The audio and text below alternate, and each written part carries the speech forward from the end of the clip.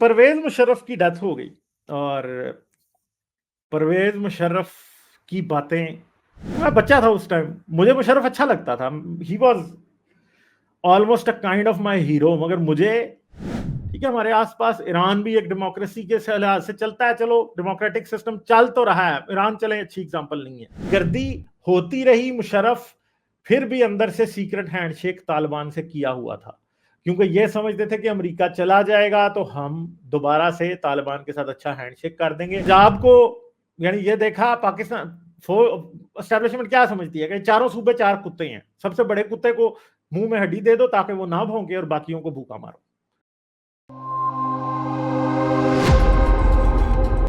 परवेज मुशर्रफ की डेथ हो गई और परवेज मुशर्रफ की बातें, मैं अपनी जो टीनेज थी, मेरे टीनेज मैंने गुजारी है परवेज मुशर्रफ के वक्त में, ठीक है, और मुझे मुशर्रफ बड़ा अच्छा लगता था, सही है।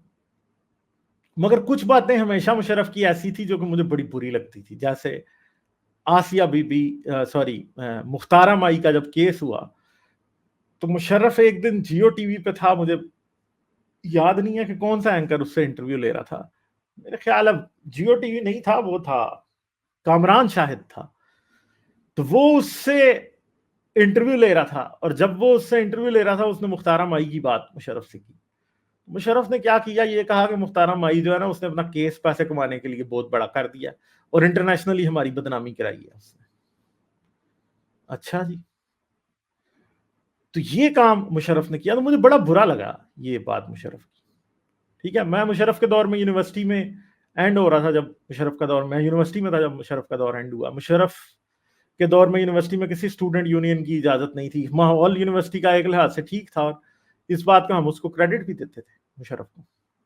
मगर मैं ये समझता नहीं था कि मुशर्रफ पाकिस्तान के साथ क्या कर रहा है, तो मैं बच्चा था उस टाइम, मुझे मुशर्रफ अच्छा लगता था, he was almost a kind of my hero. मगर मुझे उस एग्जैक्ट स्टोरी का नहीं पता था जिस टाइम जो उसने कारगिल वॉर में की और जिस तरह से उसने कू किया, ये बातें मुझे बिल्कुल भी नहीं पता थी उस टाइम, क्योंकि उस टाइम अर्ली 2000 में एक सरकारी नैरेटिव बिकता था और एक ही टेलीविजन होता था, जियो टीवी होता था, एयरवाई होता था, उनके ऊपर भी कोई खास बात नहीं होती थी, अखबार वगैरह हम पढ़ते कोई नहीं थे, तो कोई अंदाजा नहीं था, हिस्ट्री भी नहीं थी पता पाकिस्तान की कि क्या है क्या नहीं, फौज के किरदार का भी नहीं पता था पाकिस्तान में।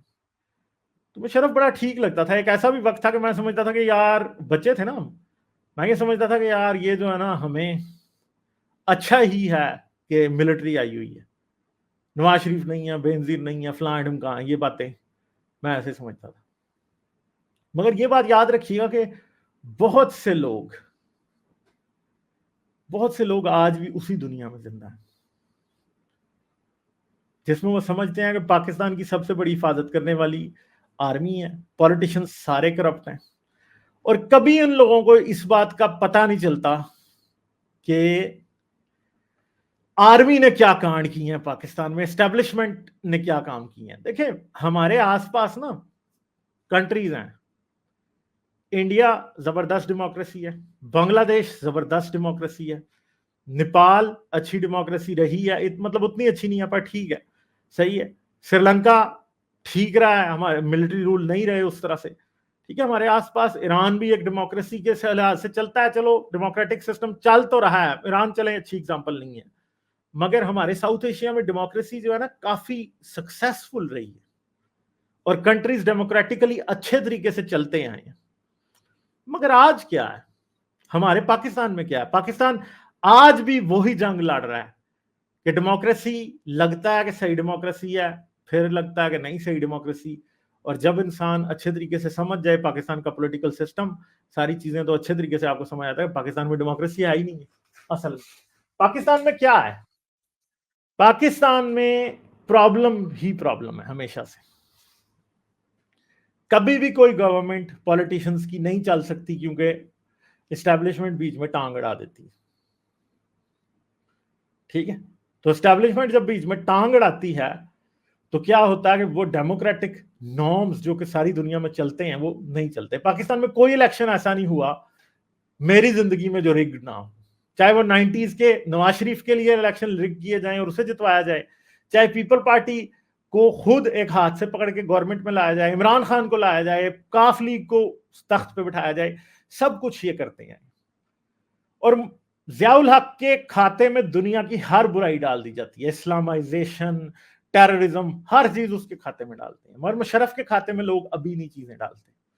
مگر یاد رکھیے گا کہ مشرف بھی اسی جگہ پہ کھڑا ہے جدھر وہ کھڑا ہے, ضیاء الحق. ضیاء الحق نے کیا کیا تھا؟ ضیاء الحق نے افغانستان میں رشیا کے خلاف امریکہ کی مدد کی تھی. پرویز مشرف نے افغانستان میں طالبان کے خلاف رشیا کی مدد کی, وہ بھی افغان وار میں شریک ہوا, وہ بھی افغان وار میں شریک ہوا. پرویز مشرف نے بھی پاکستان میں ایم ایم اے کی گورنمنٹ کے پی کے میں لے کے آئی. لال مسجد کا آپریشن جان بوجھ کے بڑھا کے اسے لمبا کیا, اور آخر پہ ایک بہت بڑا ڈیزاسٹر پاکستان میں ہوا اس کی وجہ سے.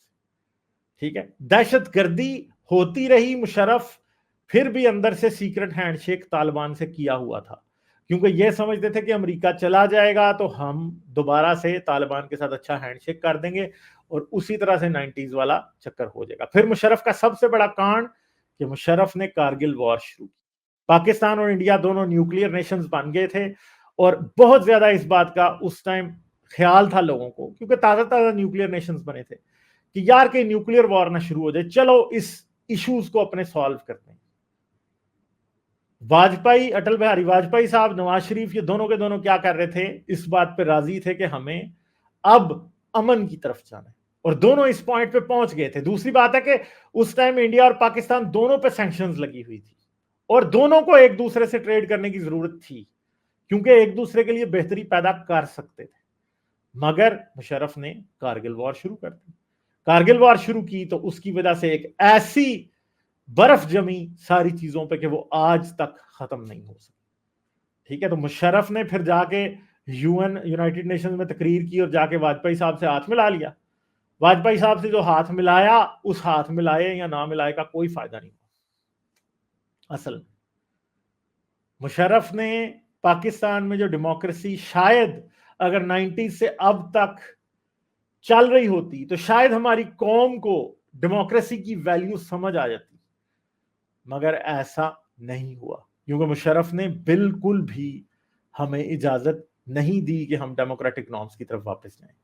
مشرف کا ایکسپیریمنٹ جب ختم ہوا تو ساتھ ہی ہم نے عمران خان کا ایکسپیریمنٹ شروع کر دیا, اور پچھلے دفعہ الیکشن میں وہ دھاندلی کر کے اس کو جتوایا, آر ٹی ایس بیٹھ گیا اور ساری دھاندلی ہوئی, اور اس کے بعد یہ سب کچھ. آج مشرف مر گیا, مشرف کی لاش واپس لائی گئی ہے, سرکاری پروٹوکول دینے کی باتیں ہو رہی ہیں, اسمبلی میں اور سینٹ میں یہ باتیں ہو رہی ہیں کہ اس کے لیے فاتحہ بھی کرنی ہے, فاتحہ خوانی ہے نہیں کرنی. بہت سے لوگ کہہ رہے ہیں بالکل بھی نہیں کرنی چاہیے. مشرف نے پاکستان میں غدار کریٹ بھی کیے.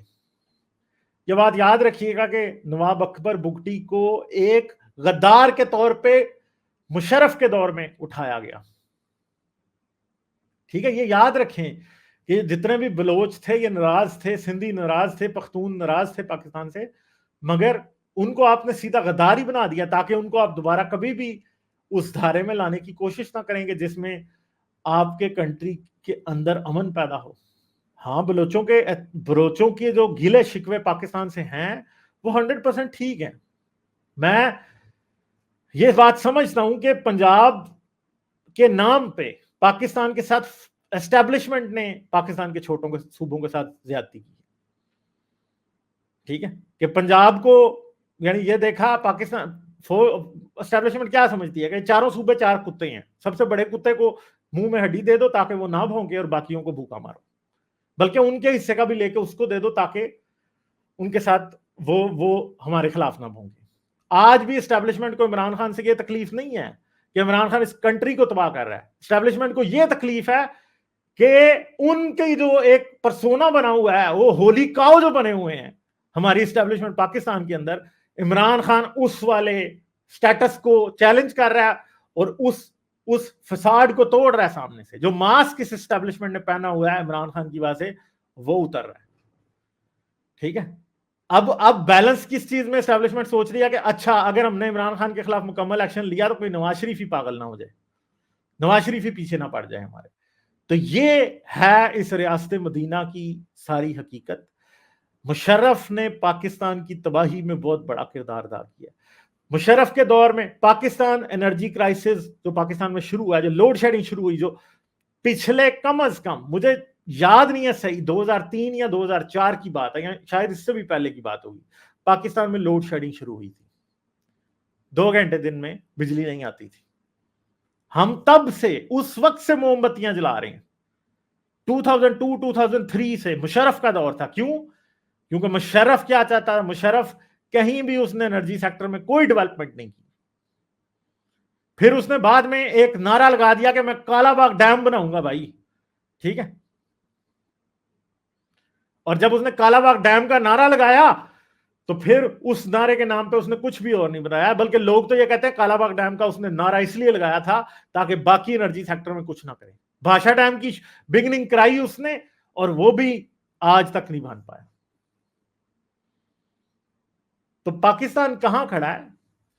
مشرف کی وجہ سے پاکستان نے اپنے ویسٹرن بارڈر پہ ایک بہت بڑا کرائسس بنا لیا. ایسٹرن بارڈر پہ انڈیا سے جو صلح ہو رہی تھی اس کو اس نے سبوٹاج کیا. انرجی کرائسس وہ ہمیں دے کے گیا. ٹھیک, پولیٹیکل مینجمنٹ جو اس کے دور میں کی گئی, اگر اس وقت سے 1999 میں وہ کو نہ کرتا تو شاید آج تک ڈیموکریسی کو تھوڑی آگے نکل گئی ہوتی.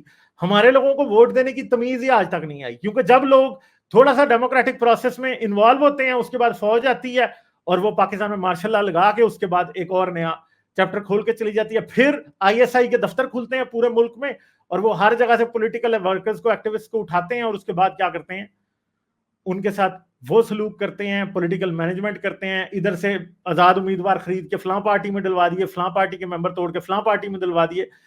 پاکستان میں کوئی بھی پارٹی نظریاتی پارٹی نہیں ہے, آئیڈیالوجیکل پارٹی نہیں ہے. کیوں نہیں ہے؟ کیونکہ ہمیشہ ہی ان کی پولیٹیکل مینجمنٹ ہوتی رہتی ہے. کسی پارٹی میں کبھی بھی کوئی الیکشن آج تک نہیں ہوتا, پارٹی بیسس پہ الیکشن نہیں ہوتے, کیونکہ اصل میں اوپر سے سب کچھ ہوتا ہے. عمران خان کو اگر پارٹی کا ہیڈ بنایا ہے تو وہ اسٹیبلشمنٹ کی خواہش کے بغیر نہیں ہے, اوپر سے بٹھایا گیا اس کو, نیچے سے نہیں. لیڈر گراس روٹ سے اوپر اٹھتے ہیں, یہاں سے اوپر سب سے پیرامڈ کے ٹاپ کے اوپر عمران خان, نواز شریف, اس طرح کے لوگوں کو بٹھایا جاتا ہے. پھر کہتے ہیں کہ ڈائناسٹک پالیٹکس ہوتی ہے. بھائی ڈائناسٹک پالیٹکس اس لیے ہوتی ہے کہ آپ لیڈرشپ کو ڈیولپ ہی نہیں ہونے دیتے.